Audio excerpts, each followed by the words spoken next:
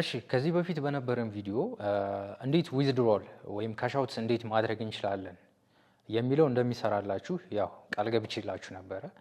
ተመልሻለሁ።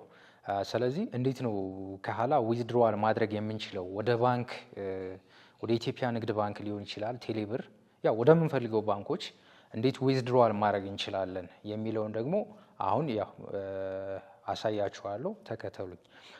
በመጀመሪያ አሁንም ሚ ላይ እንገባለን። ሀላ ቮይስ ቻት አፕሊኬሽንን ቀጥታ ከፍተን እንደገባን ሚ ላይ እንገባለን። ሚ ዳሽቦርድ ላይ እንደገባን ፖይንት የሚለውን እንነካለን።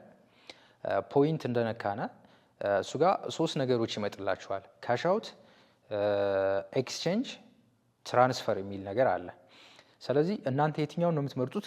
ካሽ አውት ለማድረግ ነው ማለት እሱም ምንድነው ገንዘብ ለማውጣት ነው። ገንዘብ ለማውጣት የምንጠቀመው የትኛው ነው? ካሽ አውት ላይ ነው። ካሽ አውት ላይ እናስቀምጠውና ካሽ አውት ከረንት ታይፕ የሚለውን አንድ ጊዜ እንነካዋለን። ከረንት ታይፕ የሚለውን ቀስቷን አንድ ጊዜ ስንነካት ምን ያመጣልናል? እዚህ ጋር ወርታች ስክሮል ስናደርገው ሀገሮቹን ያስመርጠናል።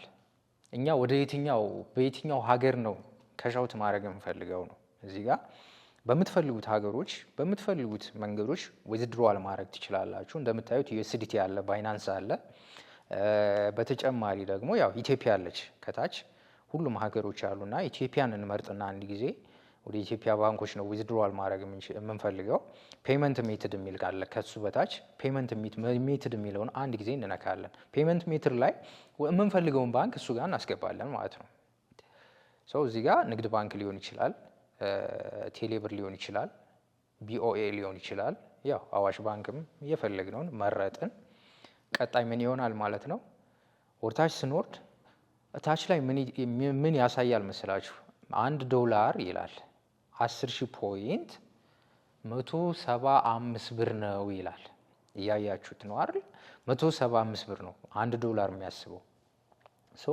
ከታች ፖይንታችንን 100,000 ብለን እንጽፋለን። እሱ ጎን ላይ አጠገቡ ላይ 100,000 ብለን እንጽፋለን። 100,000 ከጻፍን በኋላ ወደ ታች ምን እናደርጋለን? ያ የሚመጣው 1,750 ብር ይላል። ይሄ ሰርቪስ ቻርጁ ሳይቆረጥ ነው። አስቡ፣ ሰርቪስ ቻርጅ ምናምን ሳይጨምር ነው። ይሄ ቀጥታ ማለት ነው።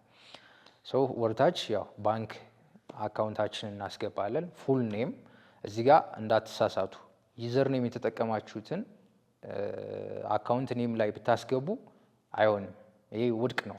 ፔሮሎች አይሰሩም። ለምሳሌ እኔ ፔሮል ነኝ። ይሄን አልቀበልም፣ ውድቅ ነው ማድረገው። ለምን? ትክክለኛውን የባንክ ስም ግዴታ ያስገድዳል። መተግበሪያውን ቢሆን ስለሚከስ ማለት ነው። ትክክለኛ የባንክ ኔማችን እናስገባለን። ከታች ምንም አይነት ነገር ሳንሳሳት ትክክለኛውን አካውንታችን እናስገባለን።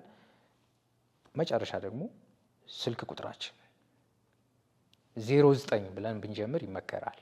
ፕላስ 251 ከምንል 09 ኢትዮጵያ ላይ ያለን ሰዎች 09 ብለን እናስቀምጣለን።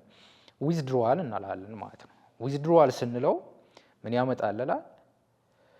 ከዚህ በፊት የሰራውላችሁ ቪዲዮ ላይ እንዳያችሁት ፔመንት ሜትድ እዚህ ጋር አስገብተን ጨርሰን ዊዝድሮዋል አድርገን ስናወጣ ቬሪፋይ ያደረግንበት ፓስወርድ ከረሳነ ትልቁ ችግር እዚህ ጋር ይጀምራል። አያችሁ አይደል? ይሄን ፖይንት ይሄን ገንዘብ ማውጣት እንዳንችል ያግደናል ማለት ነው። ስለዚህ ይሄን ገንዘብ እንድናወጣ መጀመሪያ አሻራ ስንሰጥ የተጠቀምነውን ፓስወርድ ማስታወስ መያዝ ይጠበቅብናል ማለት ነው። ስለዚህ እዚህ ቬሪፋይ የምትለዋ ቦታ ላይ ያችን ፓስወርድ እናስገባለን። ዊዝድሮዋል አደረግን፣ ሰክሰስ ይላል። በጣም ከፍተኛ ቆየ ከተባለ 30 ደቂቃ ነው። በጣም ከፍተኛ ቆየ ከተባለ ነገር ግን በ5 ደቂቃ ውስጥ ገንዘቡ እጃችሁ ላይ ይደርሳል ማለት ነው። ስንት ሆኖ ይመጣል? የዚህ ሰርቪስ ቻርጁን ቆርጦ 1697 ብር ከ50 ሳንቲም አካባቢ እናንተ ጋር ገቢ ይሆናል ማለት ነው። እና ይሄን ይመስላል። በተጨማሪ እዚሁ ጋር ደግሞ እንዴት ትራንስፈር ማድረግ እንችላለን? ሆስት ከሆናችሁ ወደ ኤጀንቶቻችሁ ብቻ ነው ትራንስፈር ማድረግ የምትችሉት፣ ለኤጀንቶቻችሁ ብቻ ማለት ነው። ኤጀንት ከሆናችሁ ግን ወደ ማንኛውም ሰው ወደ ማንኛውም ሴለር መሸጥ ትችላላችሁ።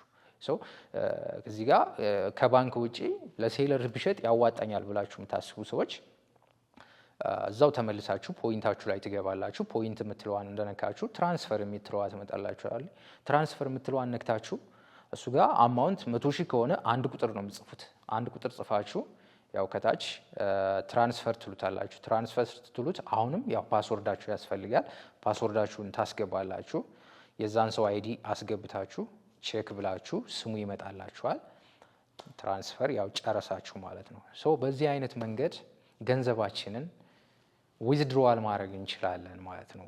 ሌላ የምትፈልጉት ነገር ካለ እንድሰራላችሁ የምትፈልጉት ቪዲዮ ካለ ጻፉልኝ።